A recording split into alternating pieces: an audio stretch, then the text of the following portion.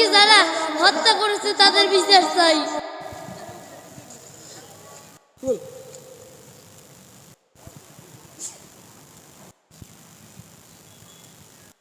এজন্য সবাই বলেন আমিন।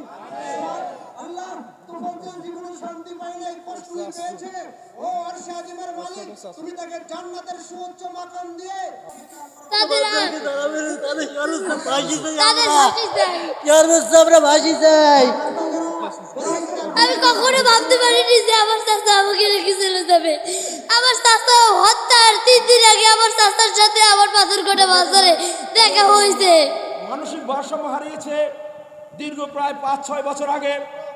আমরা বিভিন্নভাবে শুনতে পাচ্ছি তাকে একটি প্রেম গঠিত ঘটনা ছিল, তারপর তার ভাই মারা গেছে, মা মারা গেছে। এই সকল কারণে ঢাকা বিশ্ববিদ্যালয়ের কিছু মস্তিষ্ক বিস্কৃতিকারী শিক্ষার্থী দ্বারা তোফাজ্জলকে মিথ্যা চোরের অপবাদে অমানবিক নির্যাতন করে হত্যা করেছে। আমরা তার বিচার চাই এবং আজকে আমরা যারা জানাজে উপস্থিত হয়েছি, তোফাজ্জল যদি আমাদের মনে কষ্ট দিয়ে থাকে আমরা কেউ মনে রাখবো না। ও যদি আমাদের কাছে কোনো কিছু পাওনা থাকে তাকে মনে রাখবো না। এবং শরীয়ত আছে, যার মস্তিষ্ক ঠিক নাই তাকে আল্লাহ এমনি ক্ষমা করে দেন। আমাদের দুজন আল্লাহ তাকে ক্ষমা করে দেন। মূলত তোফাজ্জল আমার ক্লাস 6 থেকে 10 পর্যন্ত ছাত্র ছিলেন, অত্যন্ত ভালো। এই ছাত্রের জন্য আপনারা সবাই দোয়া করবেন। যেভাবে মৃত্যুটা হয়েছে আমরা কখনো এই কামনা করি নাই। তোফাজ্জলকে মানুষের হাতে এইরকমের পিটিয়ে মানুষে মারবে, এটা আমরা শিক্ষক হিসাবে কখনো কামনা করিনি। তোফাজ্জল ভারসাম্যহীন মানুষ ছিলেন, কিন্তু সব সময় আমাদেরকে সম্মান করত এবং দেখলেই ধুলা নিত।